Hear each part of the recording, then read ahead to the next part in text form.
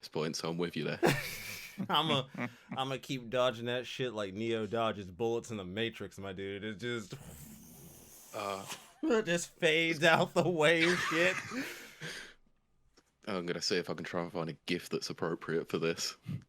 They're gonna keep on asking me to I take. would have mentioned FF10 for dodging lightning, but yeah. Hey, I did that shit legit. I don't want to hear it. Mhm.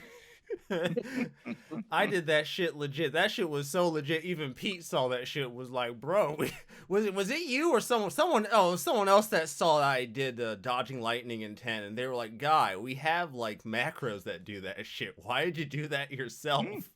I did wonder whether it was tool assisted. No, I wish I was that clever. I'm not you. What can I say? You're the clever one here. I don't think I've ever used anything tool assisted. You came up with the idea, so I assumed that was Okay, you're just gonna pin all the blame. So if you ever do a tool assisted, you're just gonna blame it on me as usual. I don't care. I'll give you the idea. If you make money out of it, then cool. Yeah, that's all. It's all good. All right, I'm set. It looks good. Fuck, Oh, fantastic. It's only been. Oh goodness, CD, you've been away for like you had me take over for like 3 straight weeks. It's rough, man. It's rough out here. I had to have a friend of mine take over. Which honestly, I kind of miss him already. Those were some fun shows with him, man. Those were some fun diversions to have the show just completely go off the rails as we talk about like Yuji Naka being a criminal, an actual whole ass criminal. He's not in Wonderworld anymore. Yeah, he's honestly, man, that's a character arc I wasn't expecting for the creator of Sonic. That's just not a character arc I was expecting for the manga that is Yuji Naka. Famed game developer to actual white collar criminal. wasn't on my bingo card. No, it wasn't. I can't claim it. I can't even like claim that I was like expecting it. Like he would have asked me like last year, "Hey man, Yuji Naka, criminal." I'd have been like, "Nah, not really. Doesn't really. Ain't vibing that one." What, you mean the creator of Sonic becomes a white collar criminal? Yeah, don't see that happening. Yeah, that just doesn't strike me as a character arc I'd expect out there. Even Blue Collar would have been more. You know, I considered the joke of calling him a blue collar criminal, but I thought that was too on the nose. It crossed my mind like last night. I'm gonna call him a blue collar criminal, and I'm like, no, because like that's too obvious. People are gonna see that coming. What, like they didn't see Sonic really coming? fast. No, we've continued to keep seeing Sonic come and go throughout the years, and it's not pleasant. Ugh. Yeah, I was gonna say Rule 34 is not a good search. Yeah, no, nobody asked for this. But yeah, we still got them. Yeah. Did we ask for? I don't think we asked for this, though. I don't think I deserve this kind of treatment. CD.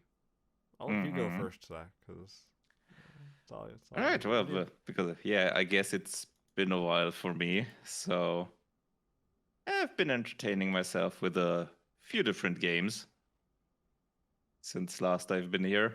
The biggest ones would have been finally starting out Witcher 3.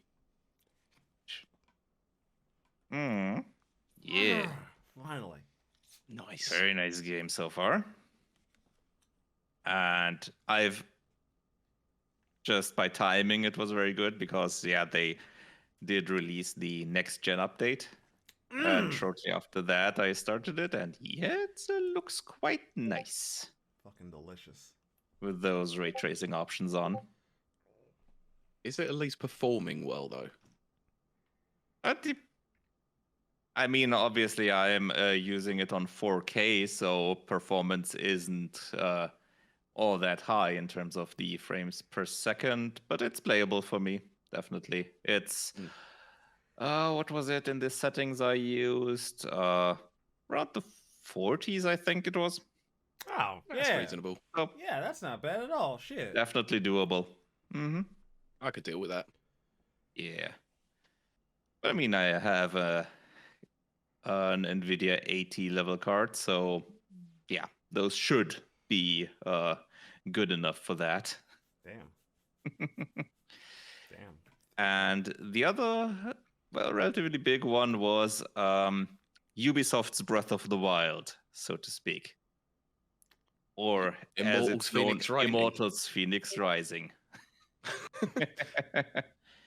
Which, how is it? to be fair, it's actually doing a few things better than Breath of the Wild, in my opinion. For one, it has no weapon breakage, which is already a big plus the longer the game goes on. And the whole vaults, which are so the shrines, an improvement in my opinion, because they do more with it. And it's not quite as many, so it's not so often the same thing over and over. And the bigger vaults, which are essentially the effectively the dungeons from Breath of the Wild, the bigger ones, those are quite nice, quite nicely done. Definitely more enjoyable for me compared to what Breath of the Wild did there. Nice. And let me think, what else? Oh yeah, and there's no Korok seeds. Did you ever look up what you get for collecting them all? Yes, I have. I know. I promise it's not worth it. Nope, not at all. That's a lot of work just to shit on me, my guys. I'm just gonna throw that. Quite literally. Yeah. I've heard of taking the piss, but I've never heard of taking the shit on someone too. That's new. Yeah. I bet they thought that was a golden idea.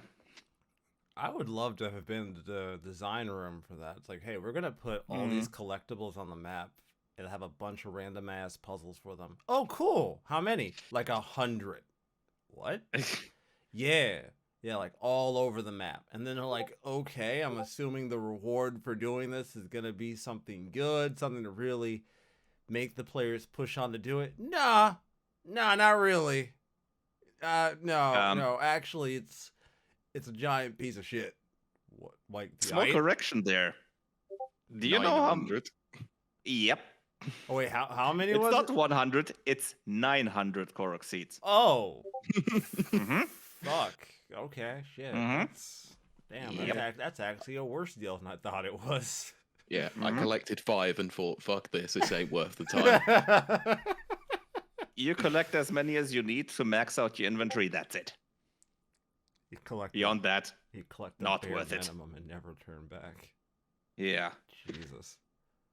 And all the chests and all that you have to find in Immortals Phoenix Rising at least give you something like a weapon or a skin for a weapon or armor or a helmet, which each of those have different advantages. Each gives you some advantage, like some bows give you additional headshot damage, some give you additional damage for the first 3 shots, and so on. Which, yep, that's all neat, and you can upgrade them in your headquarters, so to speak, in the god Temple of the Gods, where you essentially return for all the upgrades like health, stamina, and all. Yeah. And the story so far is decently enjoyable. You have to liberate 4 different gods, do their quests to get their blessings. Does it? So yeah, you definitely notice the inspiration. Does it have of the game? Does it have the Ubisoft trend of giant tower you have to climb to the top of in order to map out the area? Does it have that? The assassin. It's essentially it's essentially one statue. It's essentially one statue per area. It's essentially it's what you also did in Breath of the Wild, but Yeah, and the method, you don't just get instantly get all your icons on the map, but you have a it's called Farsight. It's essentially the camera view that you have in Breath of the Wild, and you can then look around, and you can either just do the Breath of the Wild method of just putting pins everywhere where you want them, or you can reveal the symbols. When you move around, you have a marker that vibrates and gets highlighted, and then when you're close enough to whatever there is, a vault, a chest, whatever, then it shows you can push the right trigger to reveal, and then you get the icon on the map. So essentially, it prevents you can prevent getting your map cluttered too much with that, and you can decide to just, okay, I'm gonna just go around the map and look on my own to find the things without help from the game, which is quite nice. Yeah, as a choice. And besides that, I've mainly just looked into a few games, had a short look into the Full Throttle remaster, 2 Point Hospital. Recently, I got Dyson Sphere Program, which is comparatively, I'd say, something like Factorio. You build all kinds of resource gatherings on the planet and automate it more and more over time. Just, yeah. If you're into that sort of thing, it's definitely nice. And I've had a short look into Beyond All Reason, which is a free version sort of of an RTS, which builds on Total Annihilation and Supreme Commander, essentially. Ooh. Which is very nice if you want big battles with many units. Carnage, destruction, death on a planetary scale. Sounds like my kind of party. Yeah, definitely. So yeah, that's all kinds of games that I've played over that time. And yeah, before I forget it, I've also completed replaying Shinobi from the Game Gear on the Steam Deck. Nice. Which, yeah, that one's gonna be mentioned in our one of our topics again. Looking forward to it. Yeah. Overall, it's a good game, but yeah, it's still gonna get a mention. Hey, Pete. Yo. Hey, Pete. You're up. You're up, Pete. Yeah, I know. Okay, all right. I've got some games that might surprise you this time around. All right. So I'll briefly talk about God of War Ragnarok because I just completed it the other day. 29 hours done and didn't do many of the side quests because I couldn't see the point in doing them. I just went into mainline story. It's not as good as the first. You want to push that button? Push that button. Not as good. Really? That's a take I haven't heard yet. Go on. I'm interested. They've made some nice advancements with the combat, I'm not going to lie, but they really don't do that much with the verticality like they were claiming. There aren't that many areas that actually had it. And when they did do it, it was really well done. I just wanted to see more of it. But I just think in terms of the story and the narrative, it's a bit bloated compared to the first game, or the God of War reboot, let's call it, from 2018. Well, I think the story probably it's kind of a continuation, though, isn't it? It is, yeah. So it's an odd one, but I would probably say, yeah, you definitely have to play it if you've played 2018 for sure, because it is the continuation of that story, and I would say it closes it quite nicely. There are some characters in there that are magnificently portrayed, and I won't give them away because they're so good. But yeah, I think 2018 is the better game, to be honest. What about the better story? Like the better? I think this one narrowly takes it over that one. so mechanically, you say the first game is a better game. It's a better video game, but story-wise, you think this one just barely edges out?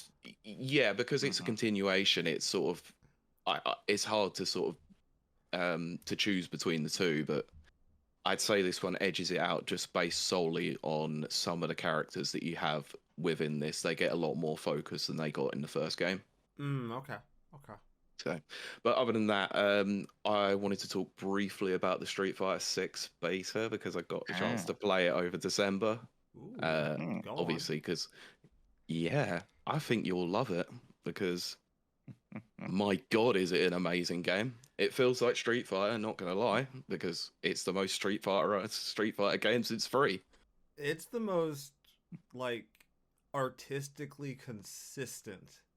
Like, I love everything about the theming. I love everything about how they've redesigned or just updated the designs. Not to mention, I think this is the first Street Fighter in the future of the franchise, so to speak, timeline-wise. Like, this is the first one after Third Strike, because Third Strike was the latest, like, in the timeline. Everything else has gone backwards or in the middle or somewhere, so...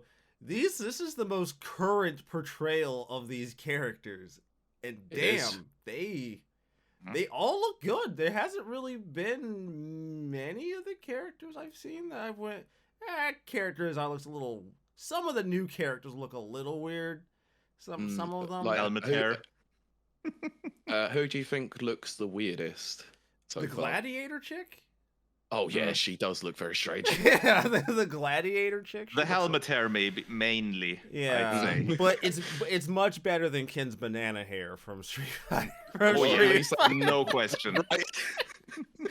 I really love Ken's redesign in this one. Actually, in motion, it looks so much better than what you're seeing from screenshots. Oh, okay. Nice. Yeah, but even screenshots look much better.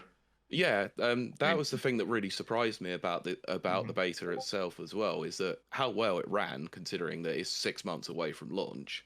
Like how good online it is as well, and the significant improvements that they've done to the netcode. But just how stripped back it is compared to 5 and 4. I really like it. But the mechanics that you have available to you, like the drive rush, they're so advanced. Like there's so much high level tactic to them. It's ridiculous. So I don't know how much you've seen of the changes in terms of the combat, but the fact that they've separated the EX bar from the super bar. Yes. Now? Yes, I've seen that. Works so much better in principle than actually hearing about it. It's so nice. Oh, okay. Like just having a stocked EX bar from the very beginning of the round just means that you haven't got to make that choice. Like between, am I going to use a super for extra damage, or am I just going to use an EX for combo extension, basically? Okay. And not to mention having it maxed out at the start. That's fucking huge. It is, yeah, but it's risk reward, obviously, because burnout is ridiculously harsh on you. So yeah, that's why I've seen you get burned out, and it's like if the opponent is even remotely good, they're gonna fucking wash you for like 30, 40, 50% if they're like good. Yeah, I got blown up a few times in burnout. I'm not gonna lie. Yeah, you take chip damage in that time as well, so it's like Street Fighter 5. Like you can take chip damage, but you can't die from chip damage.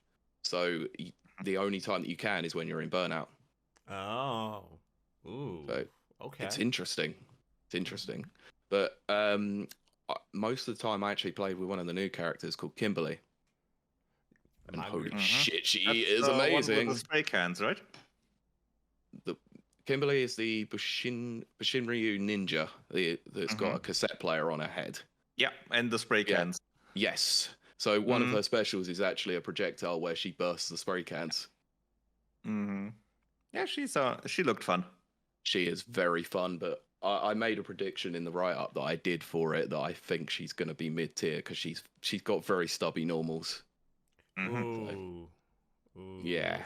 So not great, but if you manage to connect one of those stubby normals, my God, her damage is high. Okay, so she's so is she like hard to get in with?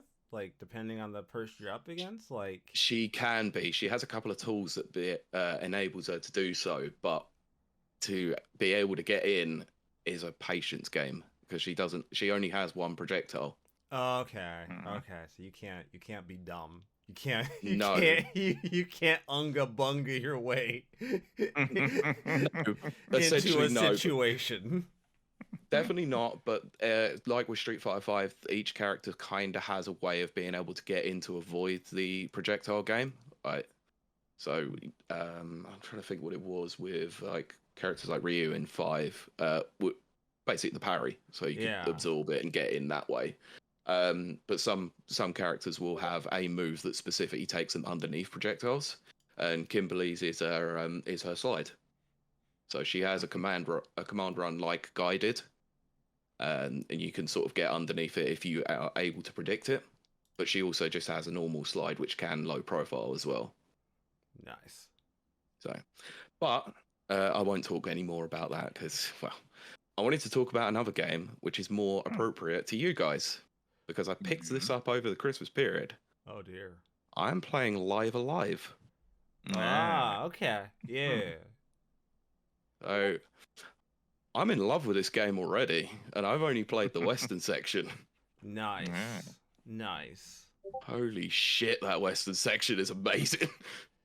Yeah, it's Pretty short, but Jesus. Yeah, if you listened to one of the last episodes that we did, we talked about Live Alive quite a bit. And the more I've played it, when I first played it, I wasn't like sure how I felt. So I'm like in theory I like it, but like the ninja section is not very clear on like what it kind of wants from me. Like I understand what my objective is, right? But then the game is like, do you kill people? Do you not? I'm like, okay, so are you telling me to kill people, or are you just giving me a counter for the sake of giving me a counter? You're not giving me a lot of, you know what I mean, direction here. If I should like be like, you know, avoiding killing people, and then if I do kill someone, there really isn't a lot of feedback on the game side to be like, oh, you killed somebody, how dare you?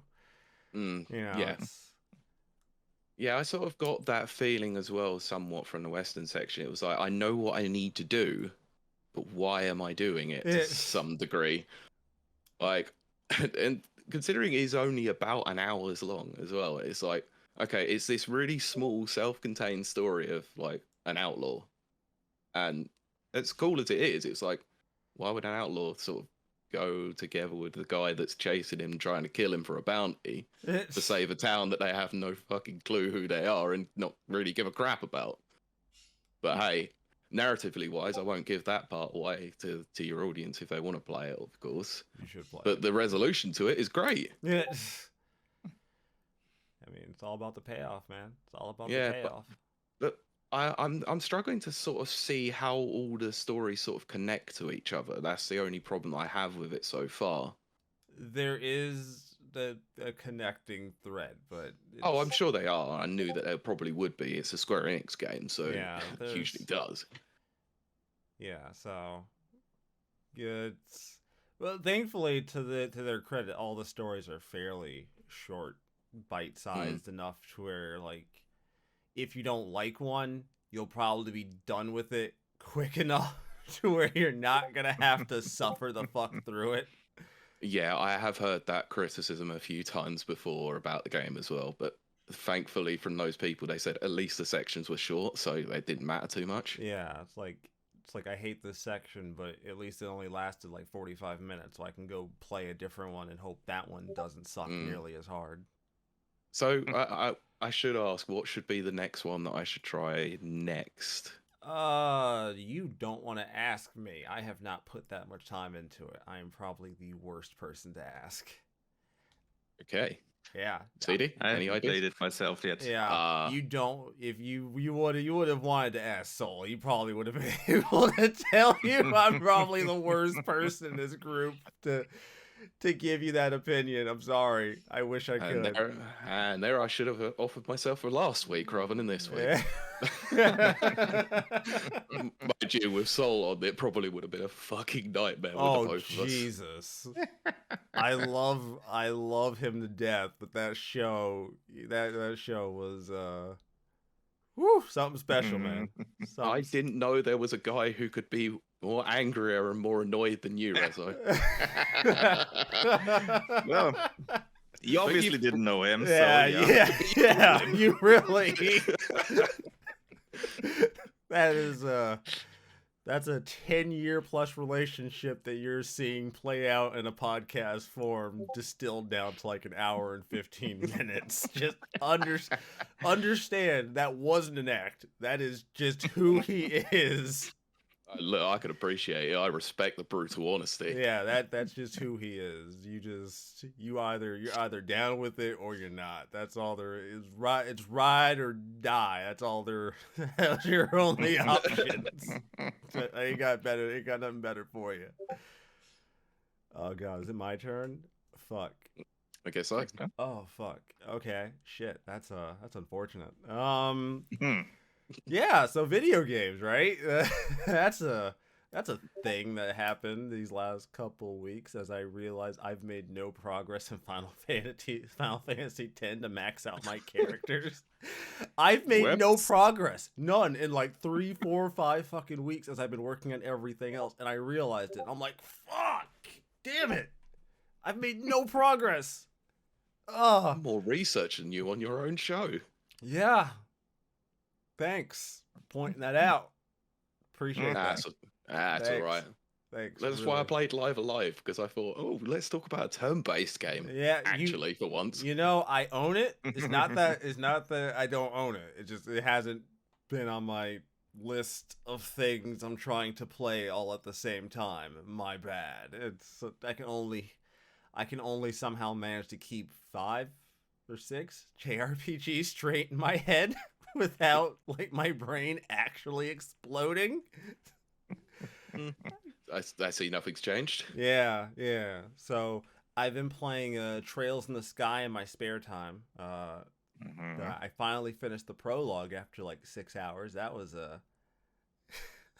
yeah, it's a 6-hour fucking prologue. It's a great story. I'm loving the story. Don't get me wrong. It's not the story. It's the fact that I hadn't really considered I was still in the prologue until I got to the screen that said prologue end, and I'm like, fuck, I was in the prologue this entire fucking time. And, sorry, when was this game released? A few years ago. It was originally a PSP game, so. Oh, okay. I was going to say, if it was recent, you know that Square would get their 10 hours free trial out of it, wouldn't they? Yeah. You would have gotten like the free trial, and like they would have made the prologue specifically for the free trial thing that they put out for all their fucking video games. Yeah. So that's look, you can carry your progress. That's because nobody wants to play the prologue again. Yeah, nobody wants to do that shit twice. I didn't. I'll get to it when I talk about the Steam Deck, because that was a pretty big part of it for me. But yeah, I got through the prologue, and the boss fight leading up to the end of the prologue, getting to that boss fight, like getting through that area, was annoying as fuck, because all these enemies have fucking gimmicks that suck. One of them explodes explodes when you kill them, and if you're too close, you just eat fucking shit. So yeah, I remember that mention. So you know, the AI is such an asshole because it purposely goes out of its way to not act in a way that I think it would act. Like, sometimes I'll try to bait the AI into attacking a particular character, and then the AI is just like, oh no, we're not going after him. We all picked this one character to attack all at the same time. Now they're dead. Have fun running back to the fucking shop to fucking take a rest, dickhead. Fantastic. I love it. Great. You bastards. Yeah, great. So, also, you don't get money out of battles, so you get money out of doing jobs, but random encounters you don't get money out of. So, yeah. That took some time to adjust to, not being able to. Yeah, I'm not surprised considering most JRPGs have that as a mechanic. Yeah, most JRPGs like rely on you killing shit to get money, but no, not this one. This one's like, you killed a monster? Why would they have money on them? Come on, this is like, why would a monster have money? You fucking dolt.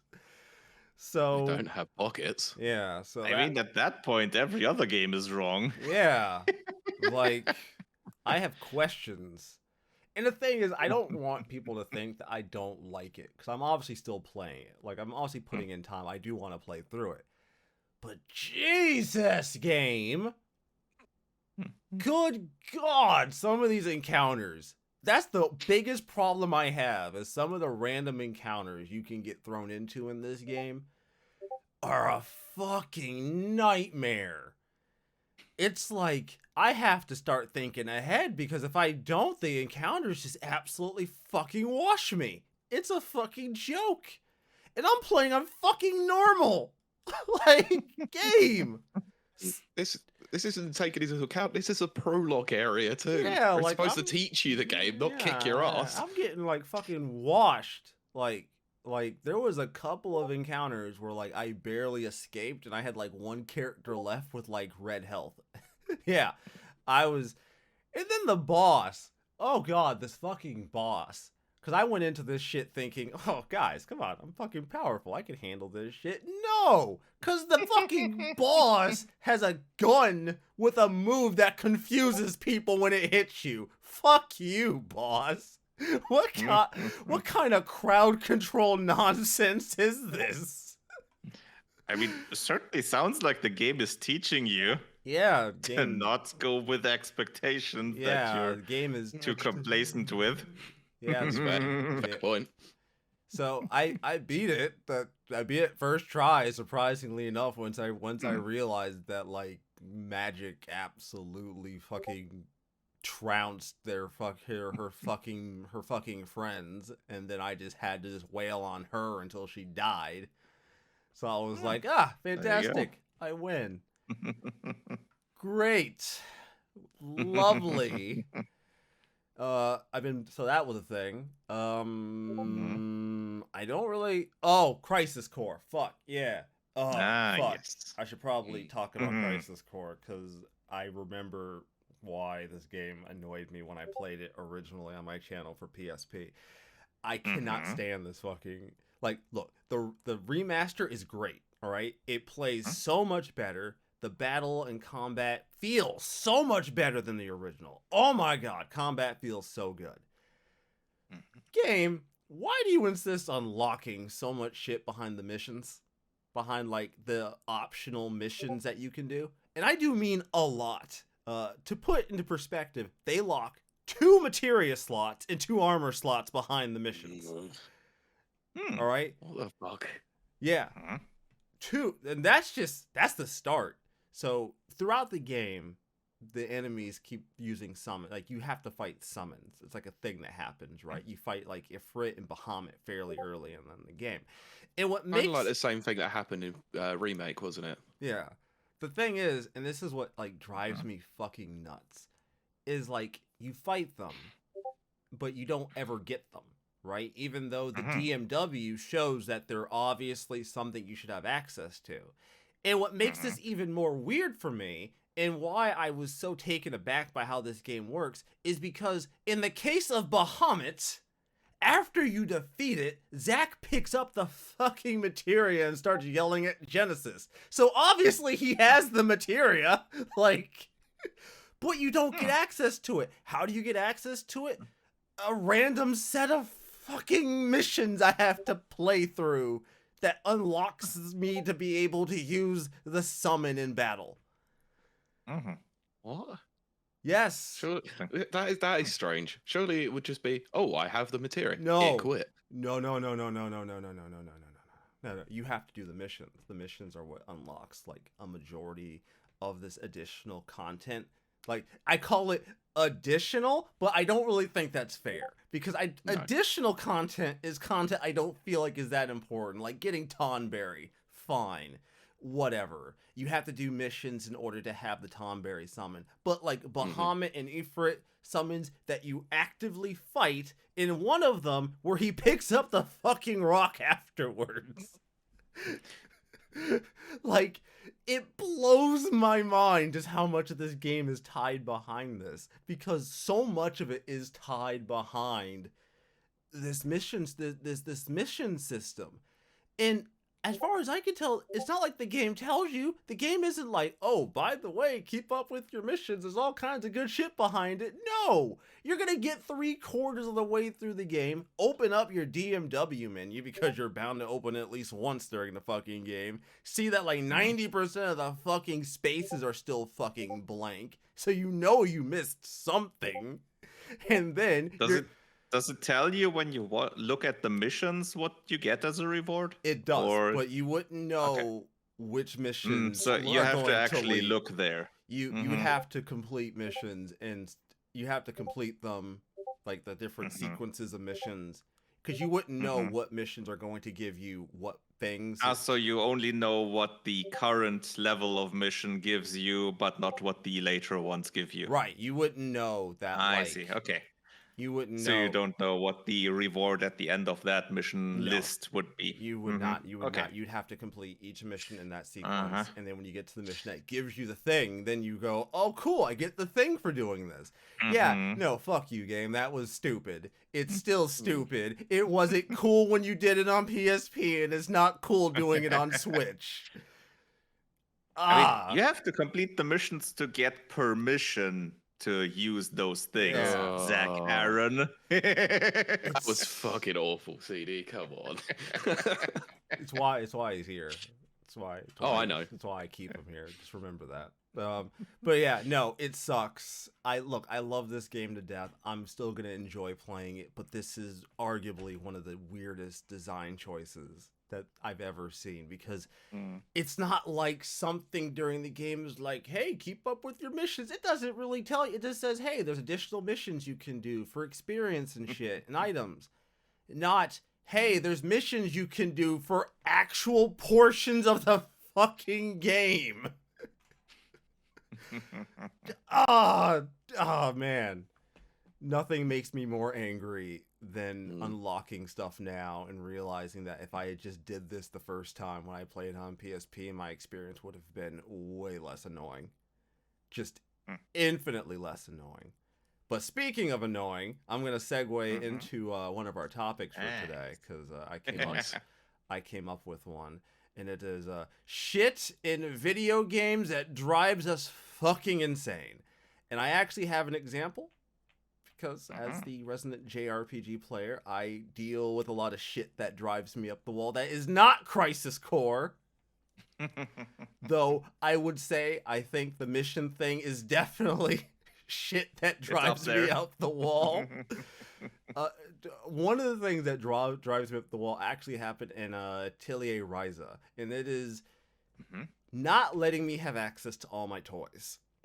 Let me explain. There are multiple times in this fucking game where the only thing stopping me from getting an item to make a new item that would give me access to more functionality is just arbitrary, right? Like, I have to go from one zone to another.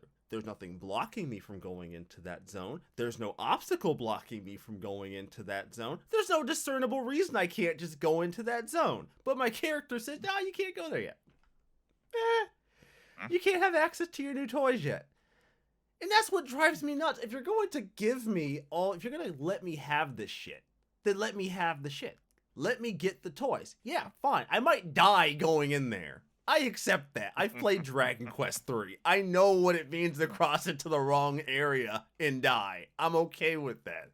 That's cool. But don't stop me from getting my toys.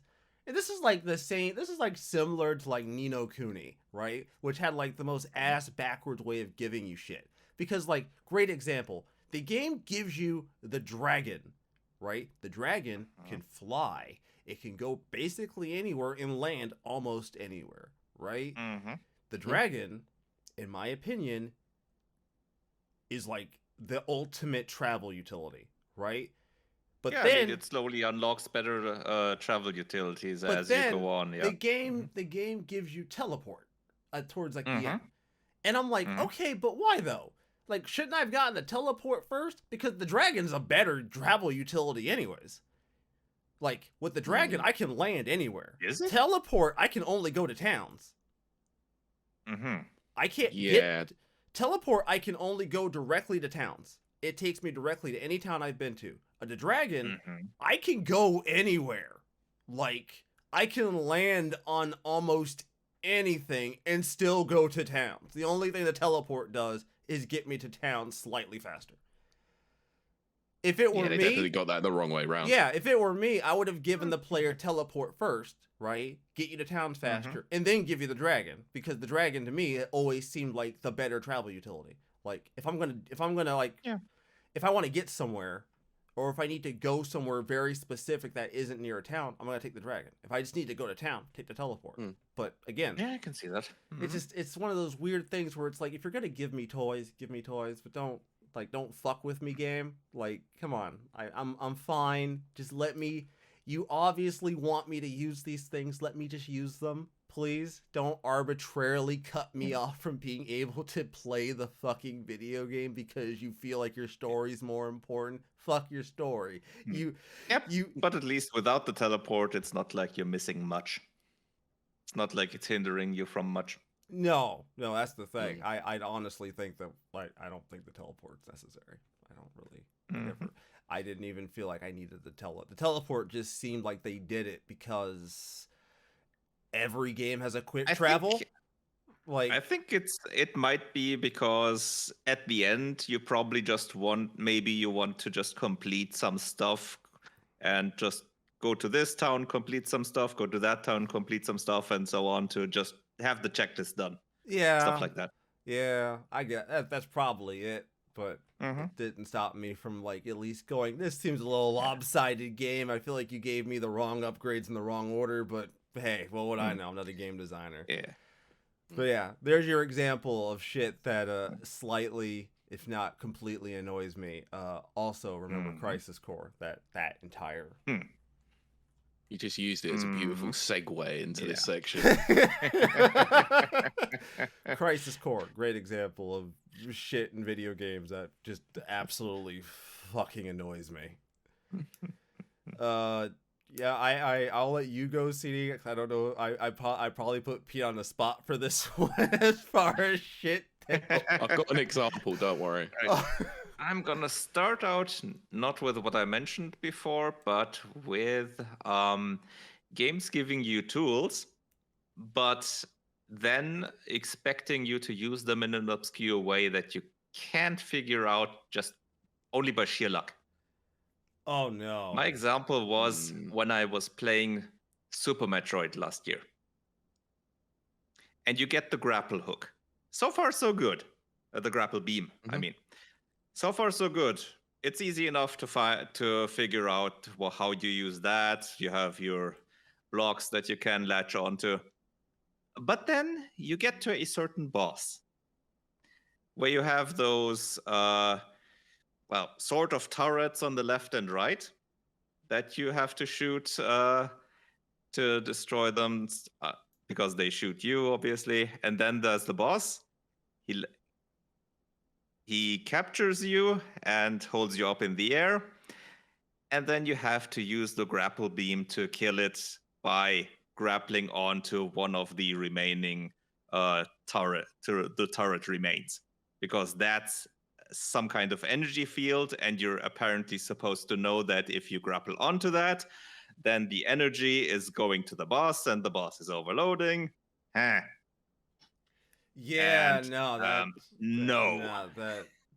that's not. I don't think they would have conveyed that in environmental gameplay like Metroid does. That just doesn't sound like something you can convey without like telling the player directly. You'd have to extremely accidentally figure that one out, but there's no way you figure that one out naturally. What, like the way that you crouch in front of a wall in Simon's Quest?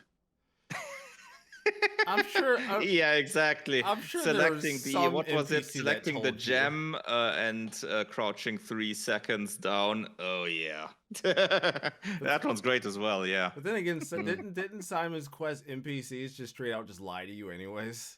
Yes. Yeah, because I think that was because of mistranslations or something like that. Oh, what? Konami not paying a translator? Ooh. Oh, what a shocker, right?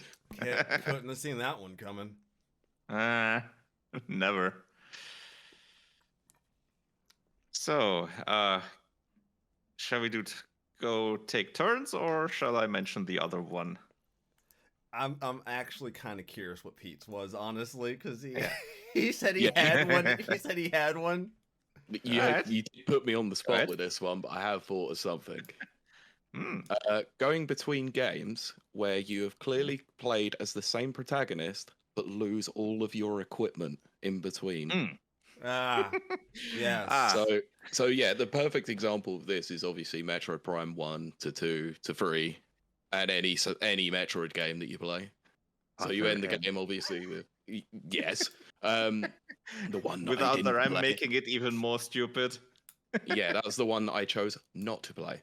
Yeah, it's the fact that you finish the game, you're clearly overpowered, and they walk you into the first part of the second game or the third game and go, yeah, look, you're amazing. You've got all these skills. Bonk on the head. Whoops, Oh, you've lost everything. There goes. Like a tiny little tap to your armor and you've lost everything that you have learned. How? I don't get that. It makes absolutely no sense to me. It's like, Metroid Fusion did it better. How did they manage to implement it in that one? You're actually infected by like a biotechnical virus. Yeah, that makes sense. Yeah, like I tripped and fell and fucking lost everything. Yep. It's so stupid, honestly. Yeah. It doesn't really even like it doesn't serve any purpose. That's the thing. I understand from like a game design perspective why they might do it, like a game design perspective. But if that's the case, right, then don't have us play as the same fucking character. Yeah. Don't. The problem is that design decision in a Metroidvania game. You can't really do it without that. Otherwise, in each game, you're gonna have to figure out different ways of adding more and more abilities. And I think at some point that's gotta just be confusing for the player. If you have a multitude of abilities, I mean, that's true, but what you could do is you go, all right, you've got all these base abilities, but now you can upgrade them. Like, so you've got a level 2, level 3, or level 4 of them. Yeah, that's a possibility. Or I don't know, come up with some kind of story reason why your weapons may not be as effective. Like you have all these tools, but like the things you're fighting, it might not be as effective or something. I don't know. You certainly need a better reason than bonk on the head. Yeah, preferably. Yeah. Now, God of War is actually pretty bad for this as well, to be fair, in Ragnarok, because obviously you collect all these runic attacks that you get throughout the entirety of the game, but for some reason at the beginning of Ragnarok you have none of those runic attacks. Yeah, and I don't know why. It makes no sense, but at least they do give you the two weapons to start, which does at least help. Yeah, at least you don't have to at least Kratos doesn't have to travel all the way back home to go get his Blades of Chaos again. Yeah. Oh god, that was a cool moment in 2018, but it sort of made no sense at the same time as well. Yeah. Like Horizon had a pretty similar problem with that. Imagine leaving your house. Imagine leaving your house and forgetting like your OG weapon. Like cuz like he's been out here all this time. He had like it's under his fucking floorboards. I'm pretty sure he's considered going to grab it at least once in his fucking time out here, being like, "Huh, maybe I might need these." Yeah, random stranger turns up at my house that appears to be Baldur. Why don't I pull them out for that particular fight? Yeah. CD, I'll let you go because I'm looking at the clock and I need to actually jump over to the big thing I wanted to talk about. Yeah, all right. Then I'll quickly mention the one with Shinobi on the Game Gear. Maze levels. Oh no. Oh, God, yes. Oh no. Yeah. Because the first 4 levels, fine. They're great. You have to use the abilities of your ninjas depending on which you have unlocked. You don't have to go one by one. You have a choice of 4 and choose your own order. And then you get to the final level. And you have several rooms. Each one is optimized for one of the ninjas. So one, you need the one that can use his ninjutsu to fly a short time as a tornado. One that can walk on water. One that can double jump, and so on. And most of the rooms have 2 exits. Depending on which you choose, you either get to another room or sometimes to a repeat of a boss fight. And unless you know where to go, it's easy to go into a loop. Oh no. Before you go to the final boss. Yep. Whoops. So yeah, it's trial and error for quite a bit of time. How long did you spend on that section specifically? Thanks to save states, not too long, thankfully. Oh, but it's I love it. Still longer than Oh, I love it because all I can think in my head is every time CD accidentally walks into that one fucking room, he's like, "Nope," presses button, goes back to the same state, wanders his ass back into that room, sees the boss. Nope, presses button, tries again.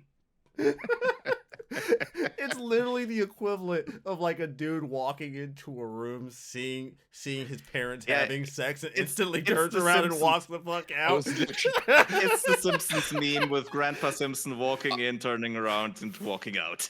I mean, I was going to mention that myself, so you beat me to it. It's like, this was a mistake. I will see you never. Yeah, and some of the rooms are really like that because, oh boy. Yeah. What do we ever do without save states? Die and try over all over again. Or have like Smithy, you bastard. Or have like 24 different save files just in case. Yeah, if your game supports that. Yeah. Yeah, fair. You're right. Yeah. But back in the days, yeah, that was still pretty close to the arcade times, so none of that. Yeah, save state. You have a number of lives, you have a number of continues, and then have fun going back. To the very beginning. Fun. The arcade mentality out of fucking video games because that shit needed to die fucking pronto. Yep. Like, God, I hate it. I'm sure it was great for kids in the 80s. I'm sure y'all love the shit out of it, but fuck that noise.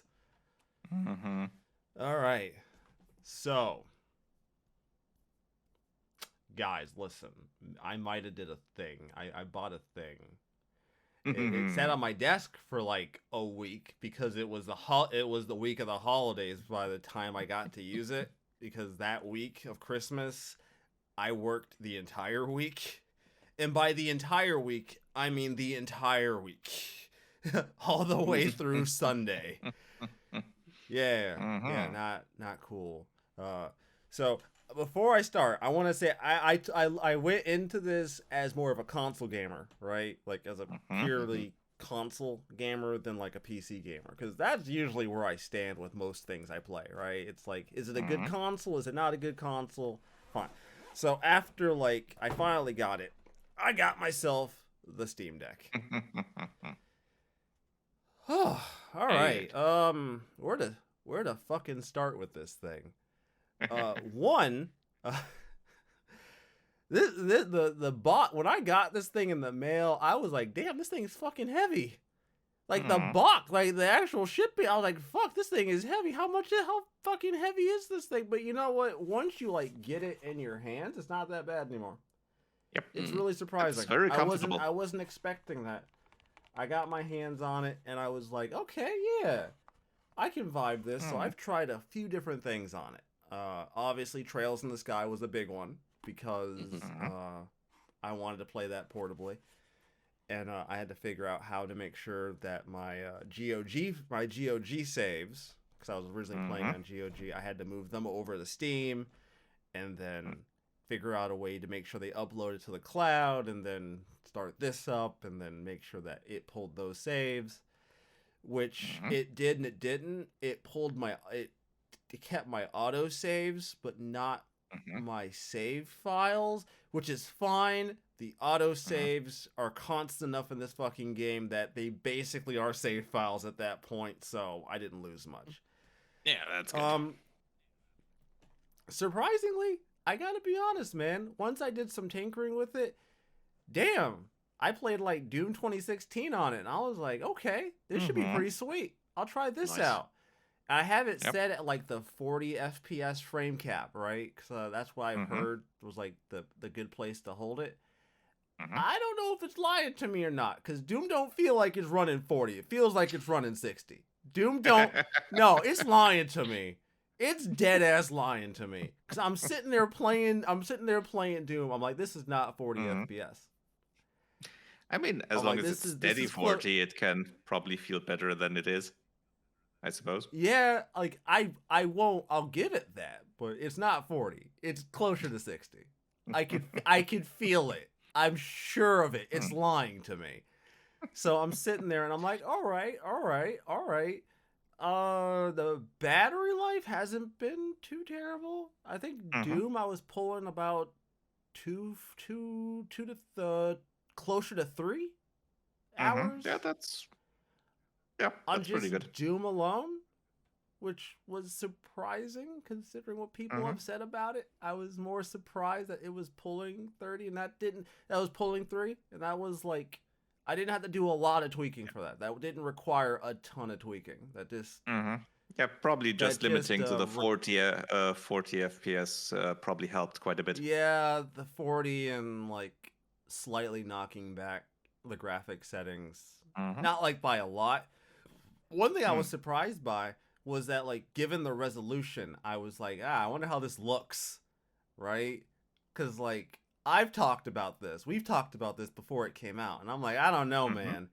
1280 by 800, that's still like 720p-ish.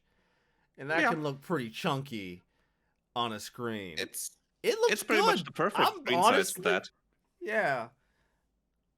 I was honestly really surprised. The more I played on it, the more I'm like, you know what? This doesn't seem as bad as I thought it was gonna be. Honestly. And that really surprised me. Being like a console person, I was we give the Switch shit for being an underpowered cell phone console most of the time in the tech world. Yeah. But problem is with the Switch, you have a 720p screen. But often, depending on the game, you have a lower resolution with the game. Which the resolution is that's lower. The problem there. So, yeah, you just have to look at The Witcher 3 on Switch. For example, yeah. Although that's a miracle that it even runs that well. Yeah. That's what we call wizardry and voodoo. I'm pretty sure somebody at CD Projekt Red was sacrificed to an elder god to make that happen. And yes, it was called Cyberpunk. They sacrificed a full development team to somehow make that run on Switch, and that is impressive. I also did try Witcher 3. I wasn't going to try Witcher 3 initially because I was wanting to play Witcher 3 on like my OLED television and shit, and like, but I was like, you know what? For the sake of it, I'll try it. Again, impressed. I found myself being impressed every time. I was like, okay, this runs really well. It took some tweaking. Took a little bit of tweaking. But I was like, okay. I do have a gripe. And I think this is because I've never had a controller with this. And I know CD has the nicer controllers. He buys the nicer Xbox controllers and shit. So he's probably used to these even being here, where I'm not. Oh, the back pedals, yeah. Oh, yeah. Yep. Yeah, the back pedals, they throw me they're like, I'm sure they're nice. I'm not saying that they're not nice. I'm not saying that. I'm saying I'm not used to their I'm not used to their existence on the on a controller. So if I'm playing something and God forbid I don't think it maps anything to these by default. I don't think, unless you tell it to. So I think by and large they Probably shouldn't be depends on the mapped. game, but usually it shouldn't. I think Doom did something weird when I accidentally pressed one of them, but it didn't like cause me any problem. But I pressed it and it did something, and I'm like, shit, okay, cool. Yep. Again, not a bad thing. It just wasn't something I was expecting because I don't have controllers that have that. That's just not a thing I'm used to. Yeah, I know where you're coming from with that because I reviewed a third-party controller for the Switch and it had like programmable buttons on the back, and it felt really strange to actually use them. And then when you did program them, you'd often forget they were even there. Yeah, that's why I really like the Elite. Yeah, see, that's why I said what I said. That one is he's used to it. I'm not. I'm not used to it. Another thing I was surprised by. I feel like this is gonna be me saying I was surprised by this device. I wasn't sure how I felt about like the sticks being up top, like them both being, like controllers. They're always like opposite and offset and shit, right? Like that's just how we've got. Unless you're with a Sony DualShocks and stuff like that. Yeah, the PS, the PS5. I forgot about that, and the PS4. Point is, I wasn't sure how I was gonna feel about them basically both being at the top of the screen, because I'm like, that seems a little weird too. But I don't know how they did it. I really don't. I want to know placement of all the controls is surprisingly comfortable. Their ergonomics people. And how they managed to get the face buttons literally up to the fucking edge of the console. That is actually really impressive. That it's like literally hinged right at the edge of the damn console. The whole device is so much better than it has any right to be. Yeah, and that's something else that I wanted to kind of like get on about a little bit because all right, so a little background about me. I don't really follow a lot of like the gaming space on YouTube, so to speak, right? Like I don't really, surprisingly, I don't follow a lot of those kind of creators. I follow tech creators, right? People who are in the tech space, who sometimes cross into gaming because when you're benchmarking a PC, gaming benchmarks you obviously need games for that. People, right. So I was sitting here and I'm like, damn. I spent like almost $700 fucking on this thing. And then like a week after I got it, like the new 1X player was getting, you probably heard about like the new 1X. It's like this new handheld PC. It is like $1,200 fucking. And my first thought was, Jesus. Why? Good God. And that's not the only one like that.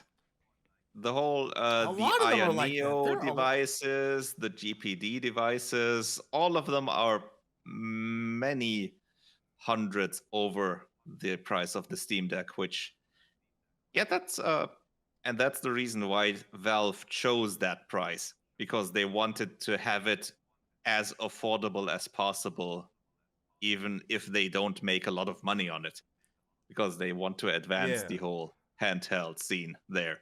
Which I'd say they succeeded quite a bit. Yeah, because I was like, damn, $1,200 for what is essentially put a handheld PC? Yeah.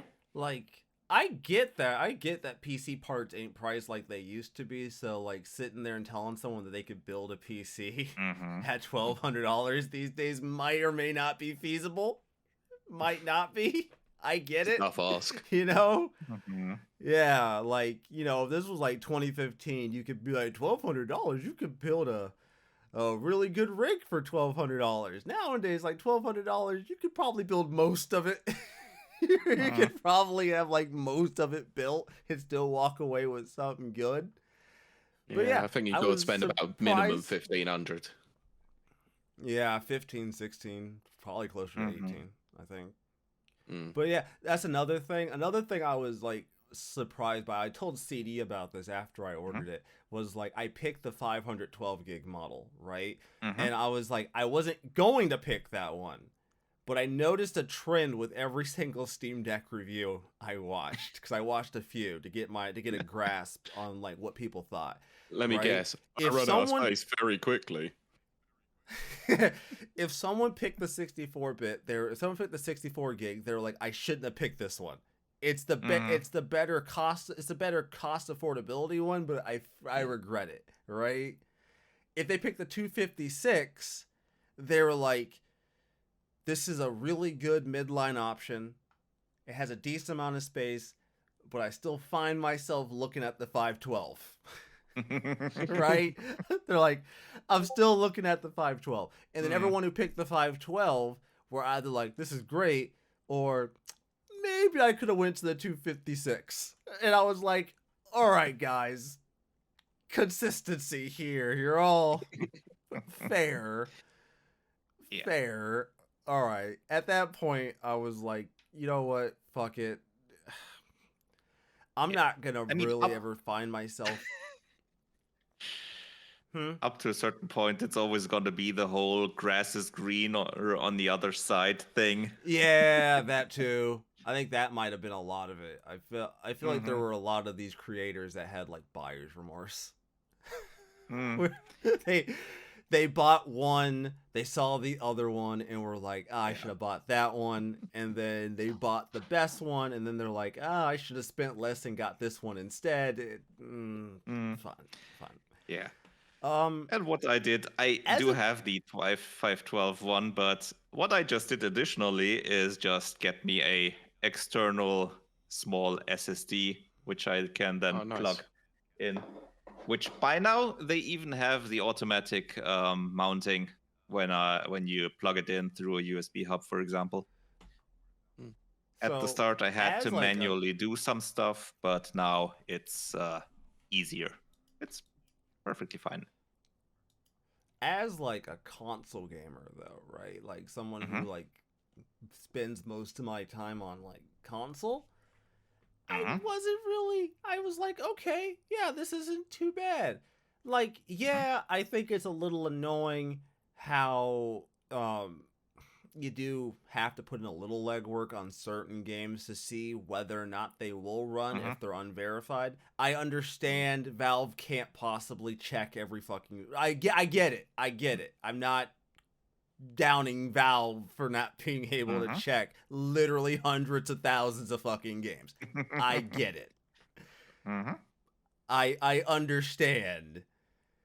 But I found myself in a weird spot where I bought myself a game and I didn't look into it before I bought it, and the game is basically unfucking playable. Not unplayable because the game doesn't run, unplayable because apparently this game has a fucking third-party launcher I didn't know about, which is slightly annoying. That's really... I didn't pay much for the fucking thing, but I really wanted to play the Jedi... What's it called? Jedi... Survivor, Jedi... Fallen Order. Fallen Order, yeah, exactly. Yeah, Fallen Order. I wanted to play... Yeah. It was like $7, and I'm like, that would be really cool to play on the Steam Deck. That would be a really interesting and fun experience. And then I boot it up, and it has a fucking third-party launcher, and so it just doesn't fucking work. So I'm like... Fucking EA Play. And I'm like, but the thing is, I think it's verified on Steam. I think it's verified on Deck, though. That's bullshit, then. Is it? Because, I mean, you can run it, right? Like, if you go through the hoops, you can make it work. Because people were like, because I guess that game didn't always have a launcher, right? There was a period of time where it didn't have a launcher. So it's currently set as unsupported on Steam. Okay, fair. Because I had to look it up after the fact. Because I'm like, this is like a modern video game. This should work just fine. Then it doesn't launch. So I'm like, well, fuck. At least I only paid like $7 fucking for it. Elsewise, I might actually be a little upset. I also tried Steam's Dead return Space. policy is decent. Yep. Yeah, I will give them. I think they are leading in that particular regard and just giving people the option to just get your money back if some shit doesn't work. Or if, the game is fundamentally broken. But think yeah, it's not even aside just from that. like Like, even if you don't like it after 2 hours, you're just like, yeah, fuck it. two Get rid. two hours, yeah, but there's entire channels dedicated to like speed running like AAA games in 2 hours and then getting a fucking refund. Like that's what they do. Well, that's the speed run. Can I complete this game in 2 hours so I can refund it? Yeah, can I get my money back in 2 hours? And I assume that if they fail, they just don't post the video. I assume if they don't succeed. Just a splash screen at the end that said, fuck. I bought it. Yeah. I own this now. This is mine. This is my this is my cross to carry. But yeah, like one thing it did, I booted up Trails and it boots the game up and it says it's like adjusting the controls or something. It shows like the Steam Deck and it's like configuring the controls to fit. It's probably downloading a community controls layout and such. Yeah, which is good because I could because like having played that on like a gamepad through GOG is a nightmare to figure out what are the semi-appropriate control layouts for that fucking video game because nobody kept the PSP the PSP layouts or anything like that. So like 90% of it is all just community based and since nobody that's what I really like about the whole Steam input thing, that you have pretty much complete control over the controls. Whatever you want to do there, can customize them to hell and back. Yeah. But yeah, I mean, I don't know. Here's the thing, right? This is something I've been thinking about. I'm like, man, this is really nice. But like, would this be enough to make me like not switch, but like maybe change up how I handle some of the playthroughs I've done to where maybe I'm more likely to play a PC version over playing a console version, or like over playing like the Switch version, which, as you know, I've become very comfortable with playing and having my saves across them. And I'm like 50-50. It's like a 50-50 for me. I'm halfway there. I don't know if I would be able to make that change, but the Steam Deck gets me a lot closer to being to even considering that than like anything else. I don't feel like I would even be interested. I'd be more likely now to like not wait on like the Trails games eventually ending up all on like console and just playing Trails in the Sky through Steam and the Steam Deck now than I would have been, 6 months ago when my only option was playing it on PC. Now the Steam version actually seems like a version I'd actually be interested to play more so. And it would probably cut out at least some of the work of having to use my secondary PC for a change. Just gonna throw it out there. That's as a creator.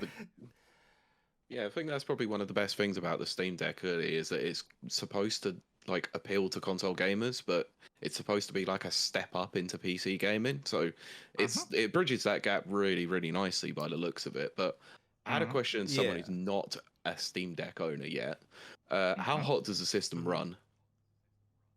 Not too much. Not too hot. I hot. haven't noticed it. Yeah. But I'm probably not playing as intense as shit as he is. Okay. If you put your hand on the back, you notice it gets warm, but when you hold it regularly, you don't notice it because the grips are far enough away from the hole where the heat is made, which is that's good. Yeah, it sounds like obviously Valve have really thought about the ergonomic design of it. Yeah. Much more than we would have thought after what they had with the first Steam controller. Oh, God. This is massively improved. Even the touchpads and everything. This works so well. Yeah, it works really well. Like I said, I was surprised because I initially was like, I don't know, man. Doom is going to be one of those things I'm not going to be really used to because I'm so used to playing like certain kinds of like first person shooters on like a mouse and keyboard. But it worked really well. And by the time I got like 20-30 minutes in, I'm like, you know what? The frame counter's lying to me. I'm sticking by that. I still think it is lying to me. It's running at 60 despite me setting it to 40. Was that the game's frame counter, or did you enable the one from the Steam Deck, the layout? It was from the Steam Deck. Does that not? That should be accurate. That should be accurate. Yeah. I think Steam's lying to you too. It should be. I'm not. Look, yeah. I'm not a hardware engineer or a software designer. I'm just saying. I've played enough PC games. I know what 60 FPS feels like. I also know what 30 FPS feels like. And I assume that 40 but you didn't is have only much a slight experience step. with 40. Yeah, but that can be quite noticeable. I guess it is. It must be more noticeable than I thought because I sat there murdering fucking demons for a solid 15 minutes going, this fucking device is lying to me. This is running at 60. That's why my battery life right now is at 2 hours 45 minutes because you're fucking lying to me. I paid almost $700 for a device that can't tell me the fucking truth. But yeah, overall, I'll be honest, it puts me at it's probably the closest. Probably the closest is gonna get for me to be like, yeah, I could probably see myself like maybe switching over to like more PC versions of games in the future, just for that portable, just to have that portable thing. But that does bring up a concern I have with bringing it with me places. This is a dumb. This is a me thing, right? You're gonna be like, well, what's the big deal here, Rezo? You take your Switch with you everywhere, and that's a $300-ish device. And you're right, $300. Yeah, it's a lot of money, but like, you know, it's not terrible. This is like obviously, this 600. Yeah. It's like $600. That's like a PS5. I don't know how comfortable I feel with that. I'm in a weird spot with that. I don't know how I feel with the idea of taking that with me places versus just taking my Switch. I think my risk aversion kind of goes through the fucking roof when I consider like someone stealing a Switch from me, which would suck. I'd be pissed. Of course. But if you stole my Steam Deck from me, I might actually have to commit violence. I feel like that would actually be justifiable violence for assault and battery. I think you're getting close to attempted murder on that one. Yeah, well, I wasn't gonna go quite that far, but I would consider it. It would. For a Steam Deck, I fucking would. Yeah, $600 is not a small amount. So I find myself in that weird headspace of like, do I want to take this with me places? Okay, let me try and help with that conundrum, right? So by asking a question, how much is your mobile phone or your cell phone? Oh no, don't do that. Don't put you take me in that out of the house, no problem. Yeah.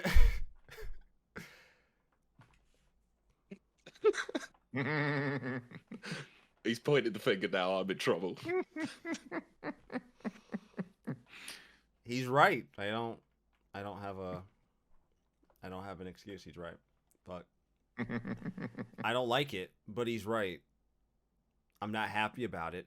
It doesn't bring me joy to think about that he's right. That I have to acknowledge that Pete is correct on this show, but here the fuck I am having to say it. Yeah, he's fucking right. Fuck it. Look, I had a friend once who was like, I'm never taking my Switch out of the house. And I went, yes, but your phone is about 3 times more expensive than that, and you're more than willing to throw it at a wall. Yeah. Yeah, funny how that shit works out. Yeah, funny that. Now, if you could make a phone call on your Steam Deck, it might be a different matter. Oh wait, that's now. I was about to say, now we're entering Engage territory with that whole thing. Oh god, it's the most hideous thing I've ever seen in my life. Oh, don't say that. The Nokia was the normal Nokia indestructible phone was uglier than that. Come on. Yeah, Don't but did be you like actually that. see someone actually use one in the flesh and Engage to take a phone call? Be real with I'll be honest with you. I'm gonna take it one step further. I've never known anybody who's actually used an Engage. I did, and it looked stupid, and it got stolen, and the person nearly gave it back. Ooh. Ooh. Oh man. So I don't know. Like, I'm gonna be. I'd assault someone for stealing from me and giving it back, because that just means I have bad taste. I mean, who would freely just own up to stealing a Goatsy phone? I don't think anyone ever would. I sure as hell wouldn't. I wouldn't even admit to owning an Engage, let alone like. Yeah, why would saying you I do stole that? one. But yeah, like that's been my issue, right? Like that's been, and you know, you're right, P. I can't argue. You know, my cell phone's close to about $1,000. Technically, you get to valuing. So yeah, you're right. The Steam Deck is worth less than my phone, and I take my phone basically everywhere. Why the fuck am I complaining? No, I get your point with it though. It is an expensive machine. You spent a lot of money on it, and you don't want it sort of getting possibly like a nick in the screen, like scratches or stuff like that. I know the case is a hard shell case, and it's decent at least. Here's another problem, and this is a problem I think I can address, right? So this is my case for my Switch. You would not know this is a case for a Switch unless you saw me open it and saw my Switches inside, right? We all agree on this. This just looks like a case for something, right? Okay, I think I know where you're going with this. Here is the Steam Deck case. Yeah. I mean, I'm not... you'd only know it's the Steam Deck case if you know that symbol. The logo, you'd still have to know it. Pull it out at a convention and everyone's going to know. So, yeah, you got a target in your back then. That's true. Yeah. But at the convention, probably there's going to be a few more people with that. Yeah, I'm not going to be the only that around. I'm not going to be the only asshole with one of these, probably. But yeah, I get it. It's a weird gripe for me to have, given the fact I take my Switch literally to work with me every single day. Yet the Steam Deck, I'm like, I don't want you to get stolen or something. I get it. I believe me. I'm self-aware enough to understand my own. I'm okay with my hardware from 2012 getting stolen, but you know. Well, wait, no, that's not fair. I know. Like $300 sucks, right? Like $300, like, yeah, I'm gonna be pissed. Close to $700. I might take your life. Like, that's just how it's gonna be. Like, that's assault. You'd have to subtract a few more years from that. Yeah. Considering from when the hardware in the Switches. Yeah, I was being generous at 2012 there with the Tegra X one. Yeah, I'd be catching like assault and battery charges over a Steam Deck versus over my Switch, where I would just be like I would be like fairly annoyed that you took it. It'd be like, why'd you take my Switch, dude? The fuck am I gonna do for my lunch break now? You've really inconvenienced the shit out of me. Look, if you want to complete the shit quest on Crisis Core Remastered, you carry on. Yeah, like, hey man. How about you beat those 1,000 enemies there? It's like, look, man, if you want to do all the busy work in Final Fantasy X for me, by all means, my guy, please. Go, do it. Have fun. Knock yourself out. But fucking... Let's see how well you can dodge lightning. Yeah, fucking... Don't give that shit back to me till you're done. And it better be done fucking right, buddy boy. Cause I'm a perfectionist. I'm a semi-perfectionist at heart. I don't accept half-assing in my life. You're gonna have to whole-ass it or get it right. That's the only option. But yeah, so as silly as that sounds, that's like the one thing holding me back.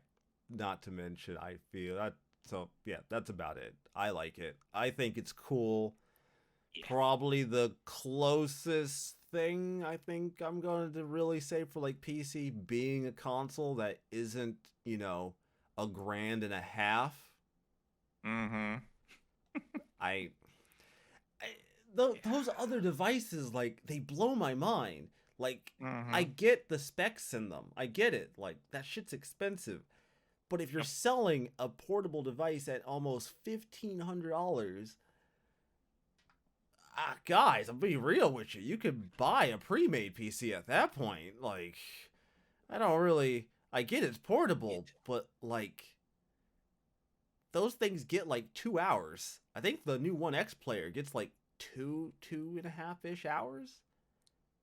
Yeah, probably 2.5 under load, probably. Yeah, 2.5 ish hours. Compared to the Steam Deck, where like Valve was like, okay, so you'll get as little as 2 hours, but like as much as 8 hours. Yeah, I mean, it very much depends on the load you put on it.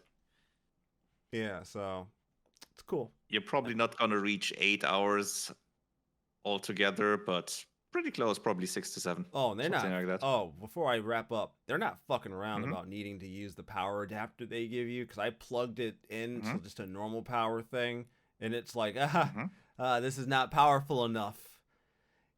You're gonna need more power if you want to charge this and play at the same time. And I'm like, so that thing you gave me wasn't just a courtesy. That was something I actually. Okay, cool.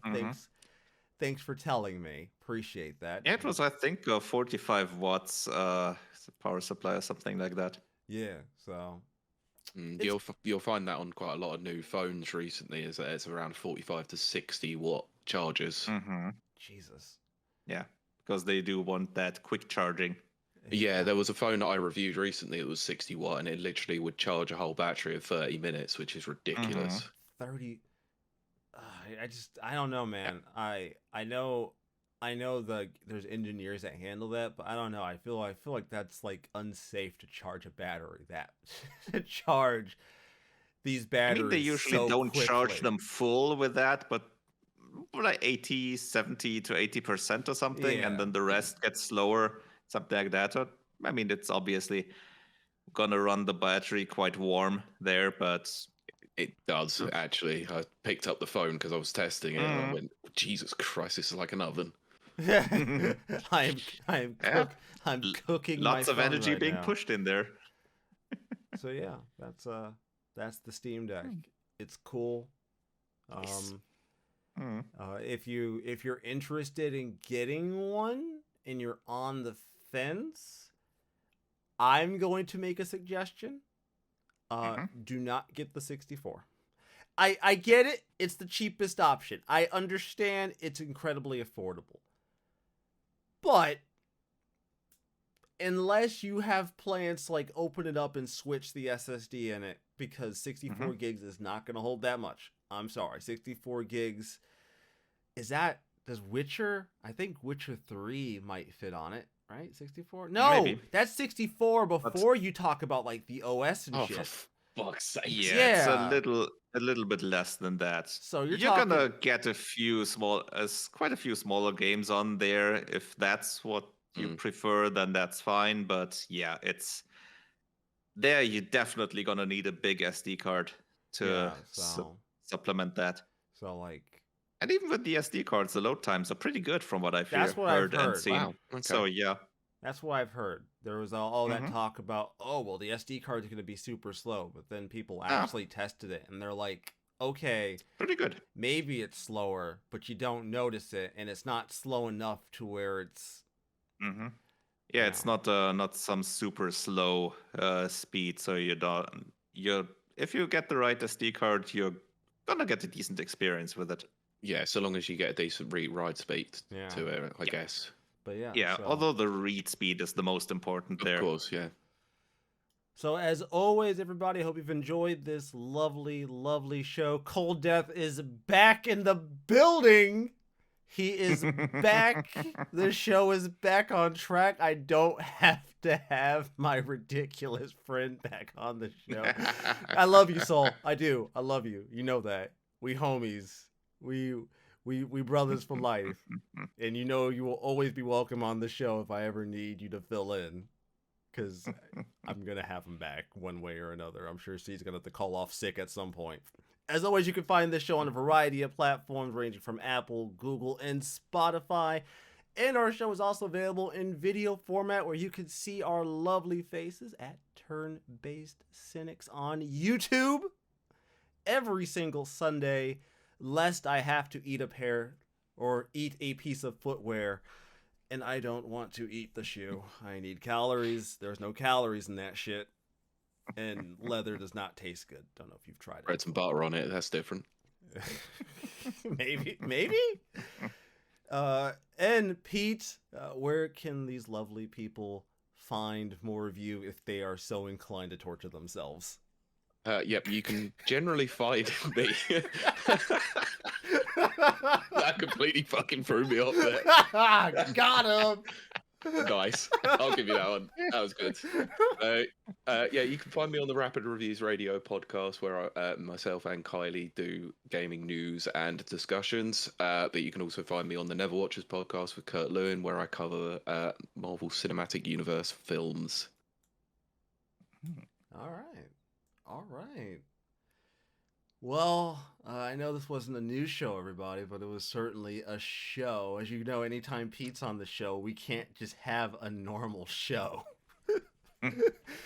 I thought I was well behaved today, actually. Yeah, Thank you were. I'm just saying that, you know, you warp the show around you. So somehow, so to speak, the show just warps around you like a black hole. It just happens that way. In any case, everybody, hope you all have a fantastic week. Keep on playing them fucking video games. And I'll see you all next time. That's it. We're done. Wrap it up. Call it a day.